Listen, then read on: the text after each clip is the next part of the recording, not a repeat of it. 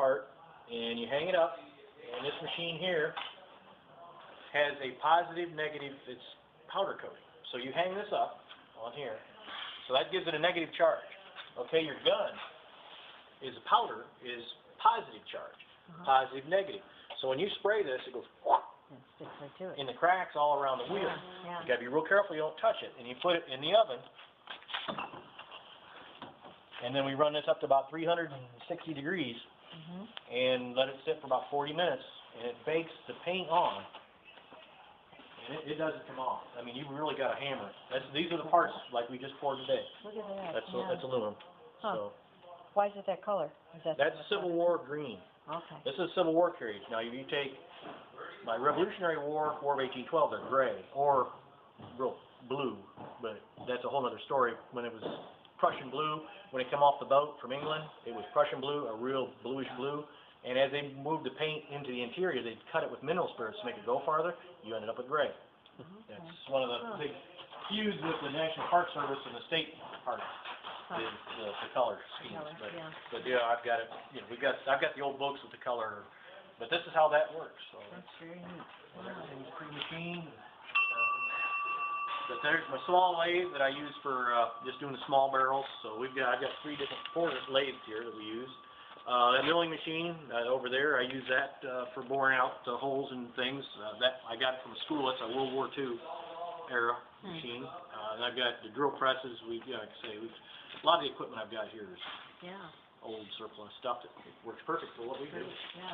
Then you've got your finished product hidden back there, huh? Yeah. Then here's a bell. This is a bell pattern. This is one I've got to do. This is one that's been ordered. The USS Ranger. I've got to do some of those for a guy. And then this is just for a guy just opened a restaurant that's a Navy captain that just wants to hang these at his bar for when they get tips. Oh, very nice. That's the U.S. You got 2 of them make U.S. Navy. And we've got some more. And there's a G.I. Joe wheels. This is where Dad works. He machines most of the little ones for me. And this is quarter scale parts.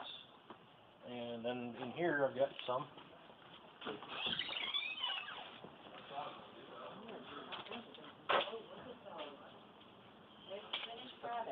This is G.I. Joe. That's a G.I. Joe. Gorgeous. That's a 1/8 scale. Very cool. And what's the big one over there? That's a G.I. Joe 12-pounder. This is a G.I. Joe 6-pounder. So that's a 12-pounder. It's a lot bigger gun.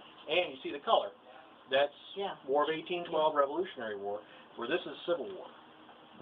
And I got all the different limbers and the can and different things. All up on the shelves here. All different sizes. So we make them from this size right on up to full size. And the bell too, the finished bell. Yep, there's the finished bell. This is for Goldsboro. I've probably made them guys a dozen of these bells. Yeah. The Goldsboro. It's a destroyer. They have a reunion every year. So this was in action from the 1920s or whenever it was built. They still got a Goldsboro. It's still a destroyer. So they've just built in. So there's a big reunion of these guys. So when I cast these bells, I'll make 6, 8 of them at a time because they just keep ordering them. Yeah. So, and I got this M1 carbine. I got a bunch of World War II stuff. Different, the machine guns and the trucks and the different, you saw all those things, equipment sitting around here. What? Pretty fascinating stuff. Who would think it was right here? Another hobby I've got is that's a Sherman tank cartridge. I drive a Sherman tank for a museum. I started that about 15 years ago, driving it for them. It's got a live main gun. So they hire me. I did the Toledo parade last year. Started the Memorial Day parade, fired the main gun. I only blew out one windshield. But we take it to different events. Your mother must have been a big trickle. I gotta say. She just didn't want to know. She didn't want to know. She didn't want to know. She just puts her hands up. I don't know. Don't want to know. But she's so proud of you. Yeah. So we got all different. The street tank right here comes with my screensaver. A picture of you driving it. Well, that's the cannon I changed. That's the cannon I made. That's in the guy's office. That's an 1,800-pound barrel. Wow. But, yeah, I mean, I've got, here's the polymers that we put on the barrels. My mouth is up here. There's a tanker helmet that I use when I drive the tank. But here's polymers for different guns. For the cadets, I made them a cannon. I just put it right on the pattern. and then I cast it. It comes out perfect. That's how it comes out. This is a Puerto Rican. I put that bands on the barrel, made it real fancy. Huh. This is Toledo's. I put on their cannon. I put a Toledo rocket on the cannon, and just different polymers. This is a Naval Academy, so I did for the Naval Academy. That's their polymer that I put on their barrel, and all different different styles and shapes, and different logos for different people. There's Navy. This is Revolutionary War King George the second or third inspector. That's King George the second inspector stamp. I got Lord Ligonier. I mean, whatever people want, we make it for them. Do people call you and say they want to come and train with you? I have a lot of people like to come out and play, but here's me driving the tank. That's I'm in the driver's seat. Wow. So. That must have been a kick, huh? Oh, that's fun. Yeah. Yeah, they have me driving for them now. There's me. Pictures, Yeah, that's one of the newspaper ones when I was still with the horse. I just sold on the horses. That's the guy I portrayed in Antietam. Oh. D.H. Hill. D.H. Hill, huh? There's a really good one in here. That's the Abrams. They wouldn't let me drive that one. But yet There. you said the one you were driving was That's live, I'm in a huh? BP station filling it up with fuel. Oh, jeez. That's fun. Yeah, that turns the heads. And what's neat is I'm fueling it up right behind me. It says guns. It's a gun store right behind me.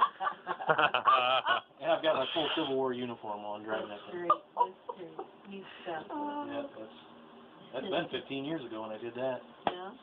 That sounds like it's time to do it again. Oh, now I've got a new semi. I did some wheeling and dealing. I bought 2 trucks, built them into one, and so now I've got a newer truck because my other truck I traded 2 horses for. It didn't quite haul the Sherman. When I hauled the Sherman with it one time, I blew out some airbags. But this new truck will haul a lot better, and I've got a Cyrus Seeds are going to loan me their 50-ton lowboy. I'll be able to haul the Sherman myself to events. Yeah, I get heavy use. It's 37 ton. It's 15 ton overloaded for what you can haul. But you get permits. I'll haul to events, like we're going to Troy, Ohio this year, Finley. They want me to do Toledo for the World War II Veterans Honor Flight. They want me to go up there and do a ceremony for them. We'll have it in Fort Clinton. Yeah. There's a parade they do in Fort Clinton. We're going to have the Sherman in it. I think we had it in last year. I didn't make it to that one, but because I was busy building a house. Last year I didn't do a whole lot.